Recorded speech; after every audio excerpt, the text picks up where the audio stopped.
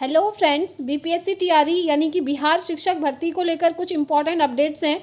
आप जानते ही हैं आपका टीआरई 3 मार्च में होने वाला है और टीआरई 4 आपका अगस्त में होने वाला है। तो जो अगस्त में आपका होने वाला है उसमें अप्रॉक्स 1 लाख पदों पर वैकेंसी आने वाली है। ये मैं अभी आपको प्रूफ दिखाऊंगी। के पाठक जी ने खुद ये बोला है। साथ में सबसे बड़ा डाउट आप लोगों का ये था कि एक व्यक्ति को सिर्फ 3 अटेम्प्ट्स क्यों मिल रहे हैं। तो देखिए 3 अटेम्प्ट्स को बढ़ा करके 5 अटेम्प्ट्स की यहाँ पर बात हो रही है, उसको भी हम डिटेल में जानेंगे। साथ ही साथ टीआरई 3 जो आपका मार्च में हो रहा है उसमें जो डीएलएड कैंडिडेट्स हैं अपियरिंग और साथ में एसटेट अपियरिंग, सीटेट अपियरिंग, इन सभी को मौका दिया गया है या नहीं, इसको लेकर भी हम डिटेल में बात करेंगे। तो बने रहिएगा फ्रेंड्स वीडियो में एंड तक। तो चलिए सारी चीज़ें हम समझ लेते हैं वन बाय वन। और सबसे बड़ा डाउट तो आपका यही है कि जो 3 अटेम्प्ट है उसको बढ़ा करके 5 अटेम्प्ट किया जाए। देखिए धरना प्रदर्शन भी चल रहा था कल, आप लोगों ने देखा होगा। चलिए हम डिटेल में सारी चीज़ें देख लेते हैं। देखिए सबसे पहले आपके सामने ये इन्फॉर्मेशन है आज की।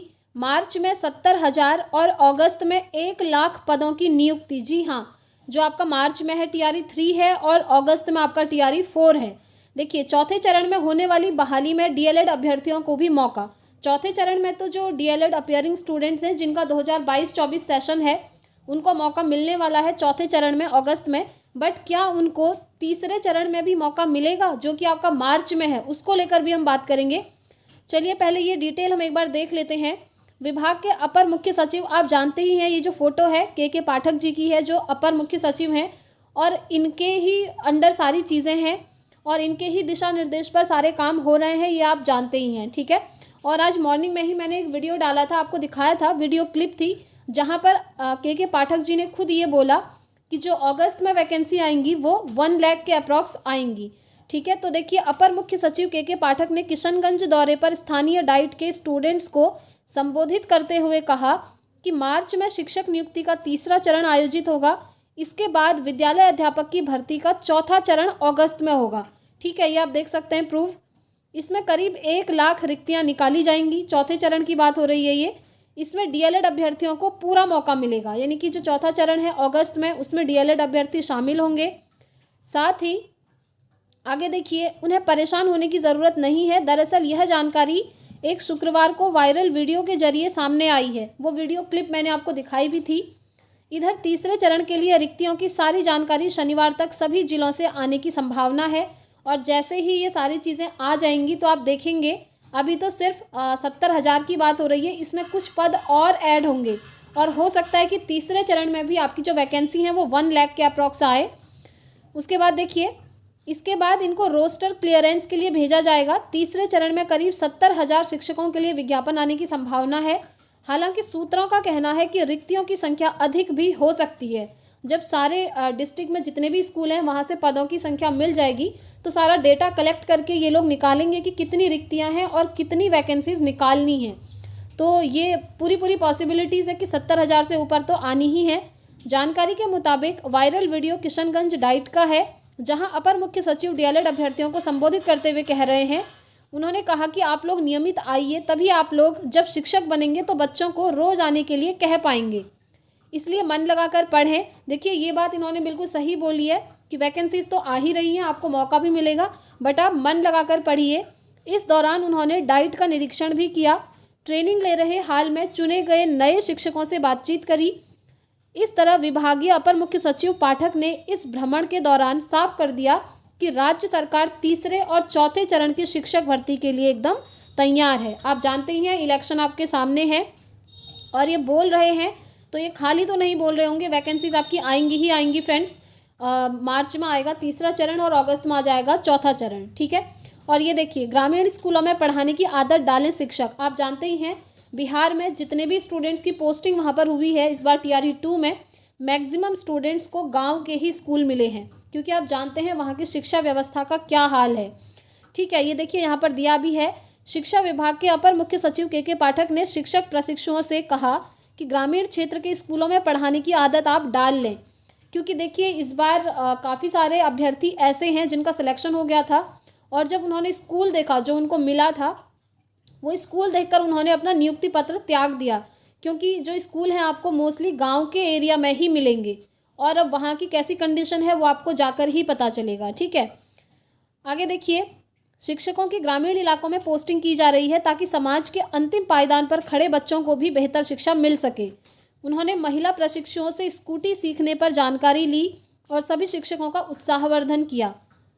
अपर मुख्य सचिव ने कहा कि बीपीएससी के द्वारा शिक्षकों की नियुक्ति और उनके योगदान के उपरांत सरकारी विद्यालयों में गुणवत्तापूर्ण शिक्षा और बच्चों का नियमित विद्यालय आना प्रारंभ हुआ है, जो काफ़ी प्रशंसनीय है। क्योंकि फ्रेंड्स, अगर आप देखेंगे टीआरई 2 में काफ़ी सारे लोग ऐसे हैं जिनका सिलेक्शन हुआ है और वो एक से एक बढ़िया तरीके से डेमो से लेकर के अच्छे से बच्चों को पढ़ा रहे हैं। तो वो चीज़ लेकर के पाठक जी जो है बहुत खुश हैं। तो अब देखिए, ये इन्फॉर्मेशन थी टीआरई 3 और टीआरई 4 को लेकर के। अब आप लोगों का ये डाउट था, सबसे पहले ये क्लियर करते हैं कि जो अपियरिंग स्टूडेंट्स हैं उनको टीआरई 3 में मौका मिलेगा या फिर नहीं। टीआरई 4 में अगस्त में तो मिलने ही वाला है। अब देखिए, इन्होंने क्लियरली कुछ भी नहीं कहा है कि जो डीएलएड अपियरिंग है या एस्टेट अपियरिंग है उनको टीआरई 3 मार्च में बैठने का मौका मिलेगा या नहीं, इसको लेकर कोई इन्फॉर्मेशन नहीं है। कहने का मतलब है ये इनको अपियर नहीं करना चाह रहे हैं टीआरई 3 में। ठीक है, इसीलिए इन्होंने टीआरई 4 की बात करी है, ताकि ये जो डीएलएड स्टूडेंट्स हैं 2022-24 वाले और जो एस्टेट कैंडिडेट्स हैं वो भी अपना पहले मार्च में एग्ज़ाम क्लियर कर लें और डीएलएड वालों का मई में हो जाएगा, उसके बाद अगस्त में ये सभी अपियर हो जाएंगे। इनके कहने का मतलब ये है। तो देखकर यही लग रहा है कि अभी तक फ़िलहाल डीएलएड अपियरिंग स्टूडेंट्स को मौका नहीं मिलेगा। साथ ही एस्टेट कैंडिडेट को लेकर भी इन्होंने कोई ऑफिशियल अपडेट नहीं निकाली है। जैसे ही कोई ऑफिशियल अपडेट आएगी आपको इस चैनल के माध्यम से बता दिया जाएगा। इसलिए फ्रेंड्स, अगर आप चैनल पर फर्स्ट टाइम विजिट किए हैं तो चैनल को सब्सक्राइब करके बेल आइकन ज़रूर प्रेस करें, ताकि जो भी इन्फॉर्मेशन रहेगी आपके पास सबसे पहले पहुंच सके। अब हम बात कर लेते हैं फ्रेंड्स, जो 3 अटैम्प्ट्स की बात हो रही है। आप जानते ही हैं बिहार में अगर आपको शिक्षक बनना है तो सिर्फ आपको 3 अटैम्प्ट्स मिलेंगे। आप सिर्फ 3 बार पेपर दे सकते हैं। अगर इस 3 में से अगर आपका सिलेक्शन हो जाता है तो अच्छी बात है, अगर आप क्वालिफाई नहीं करते हैं तो आप फिर चौथा अटैम्प्ट यहाँ पर नहीं दे सकते। ये चीज़ पहले से ही क्लियर करी गई है।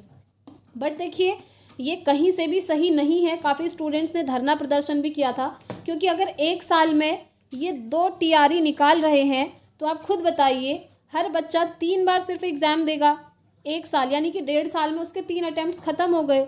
तो ये कोई बात नहीं होती है। इसीलिए लोगों द्वारा वहाँ प्रदर्शन किया जा रहा है, धरना प्रदर्शन। मैंने आपको वीडियो क्लिप भी दिखाई थी। तो फाइनली अभी तक इन्होंने कोई डिसीजन नहीं लिया है कि ये जो 3 मौके हैं इनको बढ़ा करके हम 5 मौके करेंगे या फिर नहीं।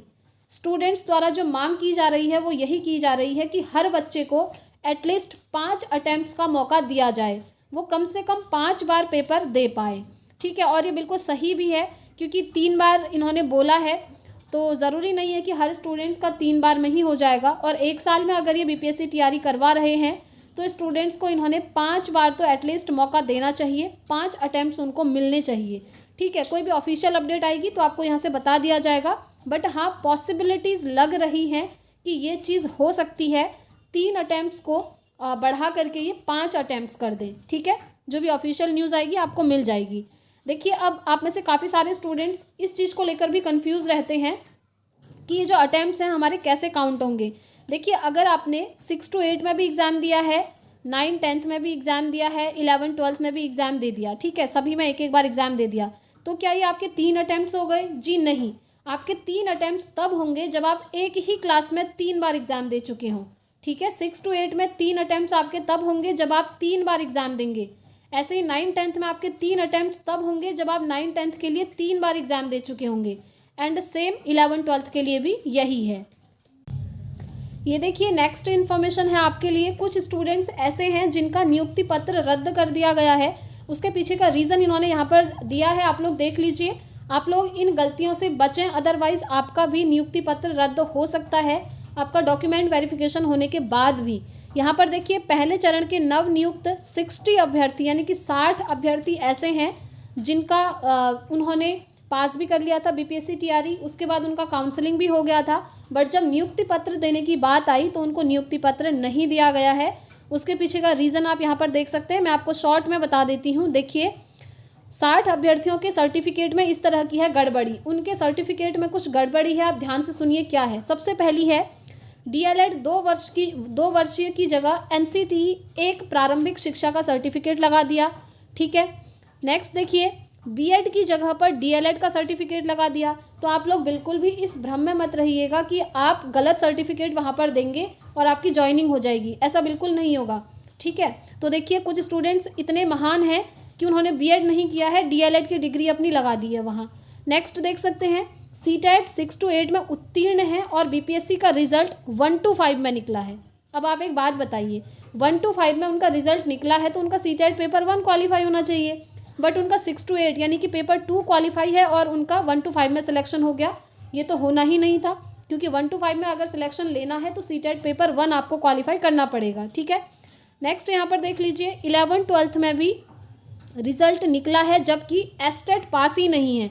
आप जानते हैं बिहार में अगर आपको 6 to 8 में टीचर बनना है तो आपका सीटेट पेपर 2 क्वालिफाई होना चाहिए, एंड अगर आप 11th-12th में शिक्षक बनना चाहते हैं तो आपका बिहार का एस्टेट पेपर 2 क्वालिफाई होना चाहिए।